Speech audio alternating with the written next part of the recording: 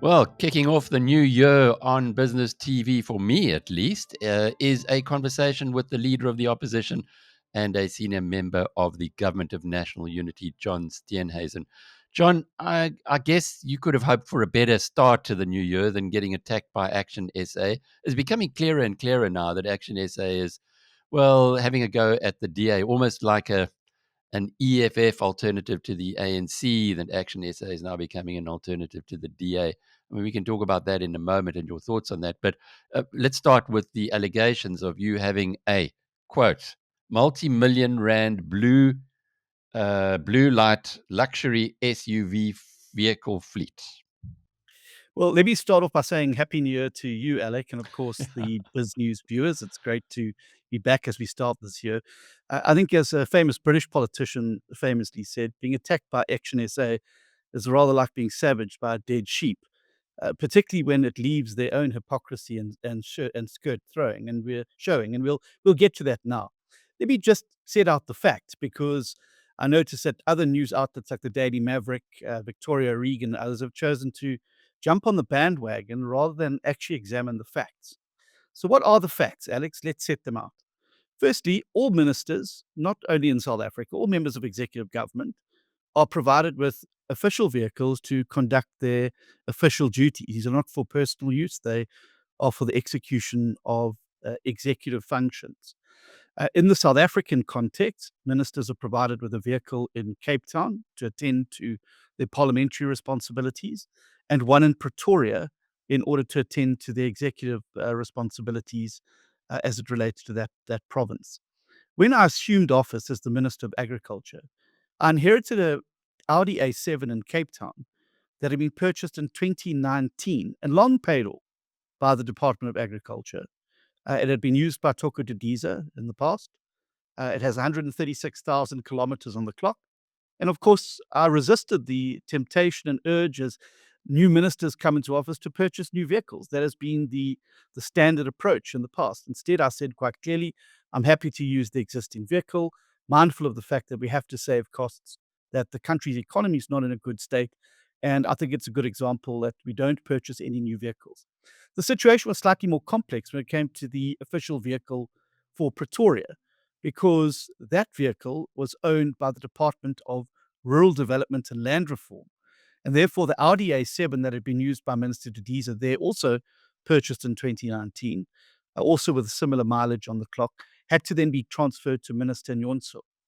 The department then came to me and said, well, look, we now need to buy you a new vehicle for your use in Pretoria, because we've had to give the official vehicle to the Minister of Land Reform and Rural Development. I insisted that there would be no new vehicle purchased. I instead asked them to bring me a schedule of all vehicles currently in the Agriculture Department's fleet. There I found a Toyota Prado that had been purchased in 2019 for former Minister Zotwana, who was the Minister of Agriculture at the time.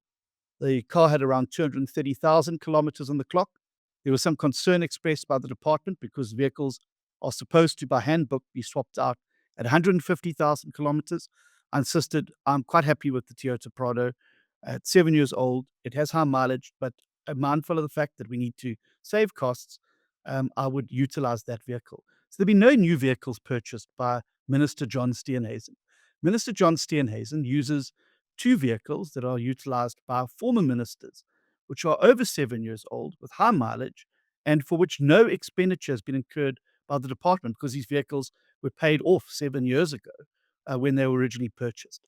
Now, because these vehicles are not the personal vehicles of the minister, and I want to make it very clear, when I drive myself around for private use, I make use of my 1979 Mercedes-Benz 280 SE S-Class, which I really enjoy driving around, and those who are in Cape Town will be very familiar with that vehicle and my use thereof. If not, I utilize my wife's Land Rover Discovery for transit around. So these vehicles are not private vehicles. They're official vehicles. And because these were inherited vehicles from two ministers, of course, the security features that were existing on the vehicles were there in place. Now, I'm not sure if Action South Africa, A, wants me to attend to my official duties on a bicycle. But sadly, the distances and the terrain and the requirements would preclude that. Um, or they want me to now go to the expense of now removing these systems off these cars. If that'll make them happy, then I'd be quite happy to do so. But it's going to incur expenditure. Instead, like all DA ministers, we've instructed those who are responsible for driving these vehicles that blue lights or these security features are only able to be utilized in the case of a life or death situation where there is no alternative.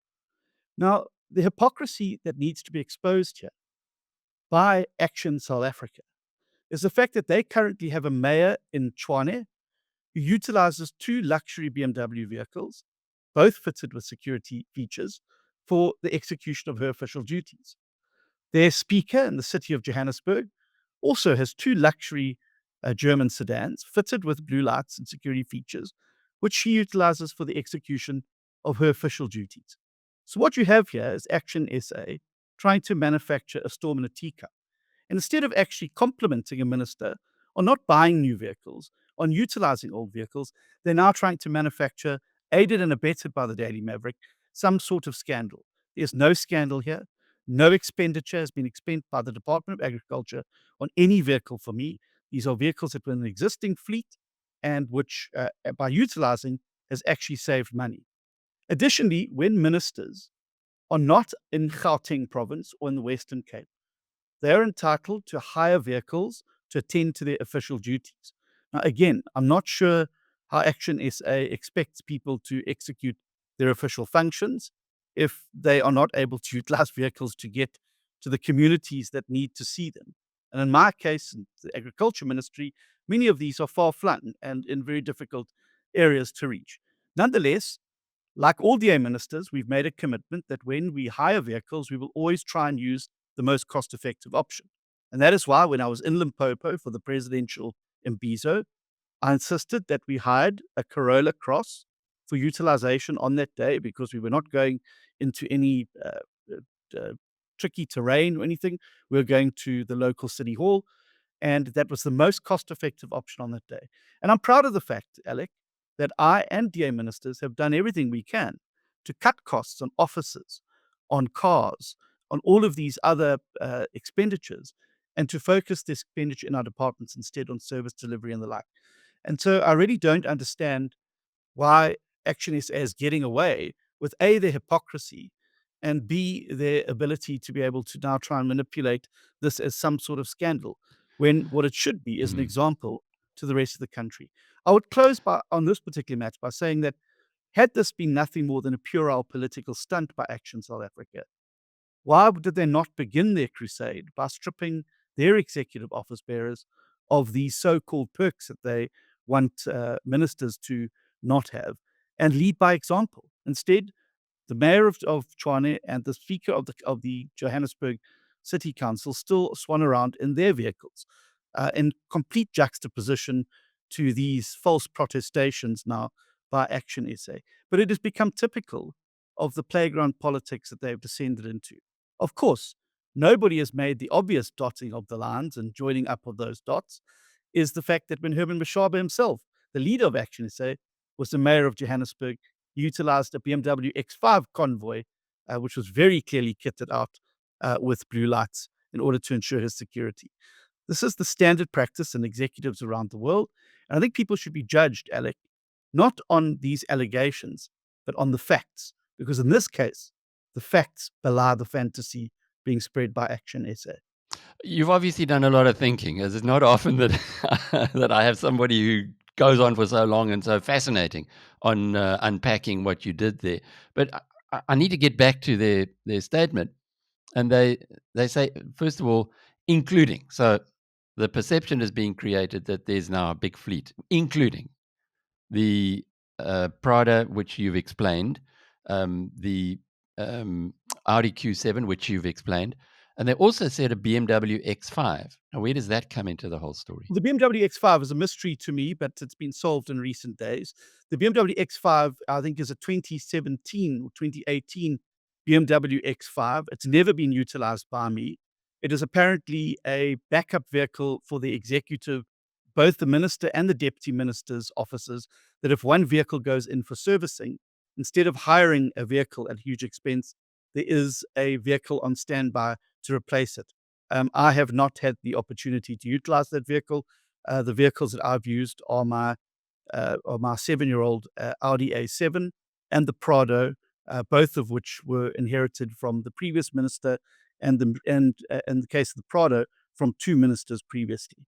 And the other part of the statement that kind of surprises us, but I guess you guys in politics are used to being able to say what you like because you have parliamentary privileges, and maybe that extends into the public domain as well, is that they have each of these vehicles have, oh no, I see a purchase price exceeding R1 million. So maybe they did cost R1 million back then, but today the value would be obviously, from what you've told us, a lot less. Well, the value is nil on those vehicles because the vehicles were purchased 7 years ago by the department for those former ministers. Had there been a situation where I assumed office and decided to purchase new vehicles, a decision I consciously made not to do, there would have been an expenditure. There is no expenditure in the current budget for vehicles for the Minister of Agriculture. And that is why it is completely disingenuous to say that this is a price tag that I have now inflicted on the people of South Africa. That price tag was paid many, many years ago, and those vehicles have long since been written down in the department's asset register to a point where, as I said, the Prado itself should have been probably sold off under the handbook. The handbook says when a vehicle reaches 150,000, it should be swapped out. I've said I'm very happy to use the Prado with its 239,000 kilometers on it. I'm happy to use the Audi, and I have no intention to change either of those vehicles. And I think that this is something that people should be congratulating members of the executive on when costs are saved, rather than throwing brickbats at them in the most disingenuous manner in which Action SA has chosen to do so. But when you have nothing left, and after a terrible election result, and you still have not been able to convene a elective conference after 6 years to elect your office bearers in your party, I suppose these are the straws that are left to grab for a party that has run out of ideas, run out of road, and run out of electoral support. Something interesting in all of this is that the press statement was published on Politics Web today, and yet it says that you have responded, you've had a written reply. In your written reply, did you outline the facts that you've given us? Absolutely, it's there for everybody to see. The vehicle ages, the vehicle costs, etc., are all set out there in that parliamentary response. So it's just politics, in other words. They're making up a story to make you look bad by It's using some puerile of the politics facts. because Yeah, okay. it's Mm. puerile politics. It's playground politics. Look, Alec, we've got big issues facing our country. We have to, in this year, turn the economy around. We have to get jobs created. We have to attract investment. And we've got to get more South Africans into work than ever before. These are the big issues of our times. But of course, because Action South Africa has no solutions to these big issues, they choose to play these petty politics and to twist fantasy that somehow I've gone and spent 2.8 million rand on vehicles that were long paid off and which are well within the bounds of the ministerial handbook and are well within the bounds of my own party's ethical use of executive benefits handbook that we have for DA ministers. And it would be very nice if Action SA, if they're serious about this matter, set about removing these things from their own executive members, and then perhaps they could come with some credibility on this matter. However, their slip is sadly showing, as always, with a party that grasps at straws because it has no solutions for the big issues facing South Africa. We're getting on with resolving those big issues, and I'm proud of the fact that I've not spent a cent of departmental money on purchasing vehicles for my tenure as the minister. I know we spent quite a lot of time on this, but it is important, given that you have stated out previously that you are driving a second-hand Toyota Prado, and it looks, for those who are going to believe the story that's been put out, that that you have no credibility. And I think that's one of the reasons why I wanted to just test this with you. But on to more important issues, I guess, from a broader perspective, and that is how the government of national unity is doing. There were quite a lot of photographs of you around social media when you went to China and met with President Xi, and only in the last couple of weeks, we hear that the Chinese electric vehicle manufacturers are being encouraged to set up shop in South Africa in the same way as many of the European manufacturers and have done in the past.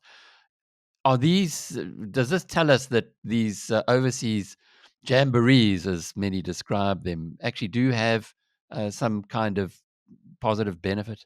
Absolutely, Alec. And I think that certainly when I get invited to any overseas event or conference, I always filter it through a number of key filters before we accept invitations. And believe you me, as Minister of Agriculture, I weekly have invitations to a variety of countries flowing into the office, wanting meetings, wanting to discuss trade. I filter it through the lens of, is this trip going to have a net benefit for South Africa? Will South Africans benefit from the outcomes of this trip? And how do we make this work for South Africa? And those are the trips. I've turned down many overseas trips because I didn't feel that those criteria were present in order for that. As it comes to China, I didn't have anything to do with the electric vehicle discussions. Those were led by Minister Park Style. However, I think we should welcome manufacturing of electric vehicles wherever it comes from, whether it's from Europe or from China. Certainly, China appears to have the cutting edge technology, and I was really impressed in Beijing just how quiet downtown Beijing was as a result of the fact, and clean as a result of the fact that a large percentage of vehicles now on Beijing roads are electric vehicles. And I think this can only be good for the environment. It can only be good for in terms of being able to make cheaper electric vehicles accessible to more people in South Africa. And so these trips I do have a benefit. My reason for being there was to open up the beef and dairy trade for South African farmers to be able to trade with China, to lift the outright ban on South African beef as a result of foot and mouth, and to move to a compartmentalized approach, which we very successfully were able to navigate. And of course, then being able to get dairy products accessed to China, as well as then a greasy wool protocol, which would also, much like the beef, allow us to circumvent an outright ban on South African greasy wool as a result of a foot and mouth outbreak. So there are benefits. This week, I'm going to Kampala. I'm leaving today. We're negotiating the new African Agriculture and Agro-Processing Development Plan, which is a integrated approach to how we solve some of the problems facing agriculture in Africa, given its importance. And this is obviously very, very important for South Africa. Firstly, is an opportunity for bilaterals with our SACU counterparts, where we have a lot of integration. There's going to be very interesting discussions on corridor developments, how we integrate corridors to allow access of African agricultural products to the rest of the world, harmonization of some biotechnology and other innovations, and to develop a 10-year plan for how we can integrate African agricultural interaction on the continent. Africa is a very important market for South African agricultural products. If you speak to anybody in many of the key agricultural areas, most notably wine, they see Africa as the largest growth market for us. And so it's very important that we position South African agriculture and South African agricultural products at the very heart of the AU agenda for agriculture over the next 10 years. And I'm looking forward to the next 3 days discussions in Kampala and making sure that South Africa's positions, our strategies are heard loud and clear in those corridors. Is it a bit like CEOs of listed companies, public companies, having to decide where and when they invest their time and allocate their resources? In other words, there is this perception amongst the public that, well, once you become a senior member of government, you can flit around the world from conference to conference and not really have uh, much responsibility to deliver anything. Are you looking at this, or it sounds to me like the way you've described it, as a CEO of a major company would. Absolutely. You've got to look at where your strategic advantages are. And as a department, we've sat down with the agricultural sector and said to them, where do you see the opportunity for growth? Where would you like government to go and start opening up channels and pathways? The fruit, the beef, the red meat industry, the horticultural crew, the citrus crew have all given us the places where they feel that we should be pushing against those doors to get them opened. And I've taken my lead from the agricultural sector in terms of where we are focusing our efforts as the Department of Agriculture to open up new opportunities for new trading opportunities across the world, but also to look at how we can deepen and expand existing trade opportunities through things like AGOA, the SAE-EU arrangement, and others, but to look then as well for new markets. And so this is all a initiative, not on the back of a cigarette box in the minister's office, but we have a very, very strong collaboration with the agricultural sector in South Africa, particularly through organized agriculture.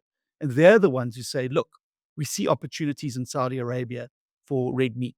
We're seeing opportunities in the Middle East for South African fruit products. We're seeing opportunities in Thailand for blueberries and other things. We're seeing opportunities for wine across South Africa. It's my job then as the Minister of Agriculture to go and start to have discussions about how we can get protocols in place for the exchange of these agricultural goods. And that can only happen at a minister to minister level. Otherwise, these things remain dreams on a piece of paper. But as I said, I don't leave the country unless I have a very clearly set or a predetermined set of outcomes that I would like to achieve at the end of that. And my motif to the department is always, what does a win look like for us when we leave this conference? What do we regard as a win? And that then becomes the focus area of our interventions and our initiatives during these conferences. I'm off to Davos in a couple of weeks' time, and I can't wait again to get an injection of the global wisdom that you get there. I know a lot of people criticize it for being a globalists forum, but it's going to be real interesting this year. Are you going to be attending I this will year be now as there. a government minister? Yeah, the president has asked me to form part of the delegation to Davos. I've never been before. I'm obviously going with an open mind, not an empty one, and looking forward to some of those engagements. And again, I'm on the hunt for um, agricultural investment. I'm on the hunt for assistance from big financial organizations on assisting us with blended finance schemes for small scale farmers. I'm looking for assistance with rapid advancement of technology, and I'm very glad there's a big AI focus at Davos this year, and I'm looking forward. And I've asked the hosts there to try and plug me into many there. AI is going to have a big role to play in agriculture going forward.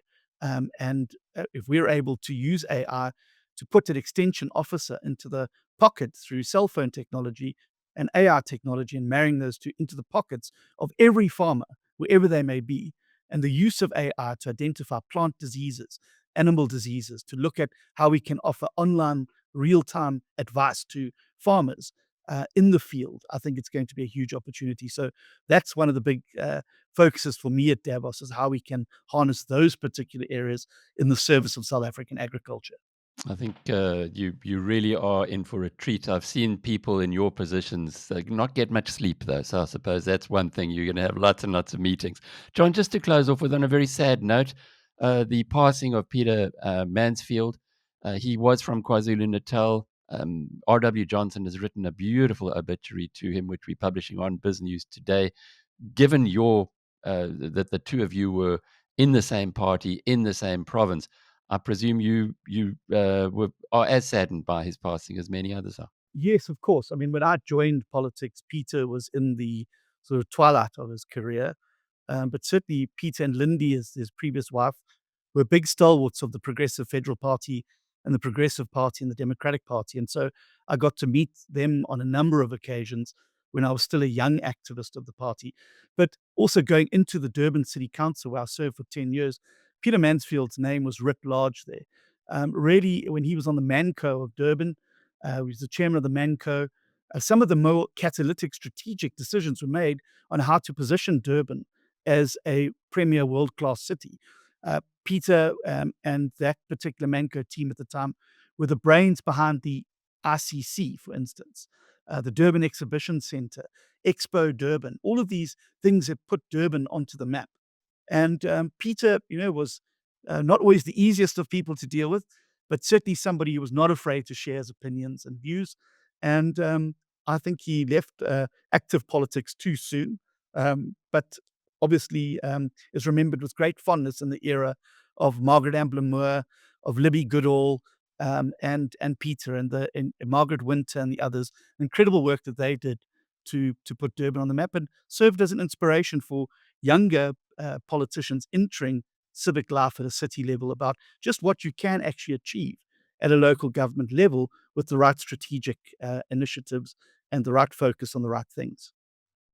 As an interesting kind of add appendix to that, I met Peter when he was running an internet business. He'd left to try and establish a financial nest egg for himself, because back in those days, running the Durban municipality wasn't going to give you much of a retirement egg. And he'd built a very successful online business, which subsequently he sold, and I think was able to live out his past few years well. But it just shows you that when people are in public service, they're as smart as anybody who are in any other sector of society as well, and often that's something that is not fully appreciated. John Steenhuisen, good talking with you. Yeah, I think as well. Just before we close, I mean, I think it's also important to remember that politicians are humans too. We like ordinary humans. We get things right, we get things wrong, we have great achievements, we make mistakes. And I think that the day that you lose that humanity in your politics, we might as well replace all politicians with AI robots then, if that's to be the case. But we're human, and we're subject to the same human fallibilities and frailties as the next man. And I think that that's an important thing to hold on to. But do you get as pissed off as anybody else when you get people talking nonsense about you, as is clearly the case with these vehicles? I mean, John, like I've been attacked on many by mainly competitors, but it's nothing compared with the kind of bullshit that you have to put up with almost on a daily basis. Look, I mean, I don't get irritated with the puerile politics of parties like Action SA, because it's like criticizing a bird for flying or a fish for swimming. It's all they've got. It's all they can do. I do get irritated with organizations, and I'm sorry to use your platform to say it, but I've written it in a piece that'll be going out later. The Daily Maverick. That even with the most basic journalistic ethics and the most basic journalistic efforts, would have been able to see when these vehicles were purchased that I've not spent any money on these vehicles. And the point I made in the piece, Alex, is if I'd pushed somebody off the road using a blue light convoy, it would have been front page news. There would surely by now have been some social media outrage and footage of me pushing people off the road in some blue light brigade. It's not there. And even the most basic tenets of journalism say it's not your job to listen to people arguing about whether it's raining or not. It's your job to put your head out the window and determine for yourself whether it's raining. And it disappoints me that in their rush to criticize the DA, who they clearly have a very, very bent agenda against, that they would stoop to the levels where even the most basic principles of journalistic ethics are chucked out the window. And it's little wonder that so many people are leaving the Maverick, and it's little wonder that they're struggling the way that they are, because people are starting to see through this thin veneer that they have, where all it is about DA bashing rather than actually getting to grips with the facts, and the facts in the story belie the fantasy. I'd like to believe that the editorial process has failed in this respect and it isn't an agenda. But anyway, John, it's been good talking with you. All the very best in Kampala. Enjoy the engagements that you have there, and I look forward to seeing you in Davos later this month. John Steenhuisen is the leader of the opposition, the Democratic Alliance. I'm Alec Hogg from BizNews.com.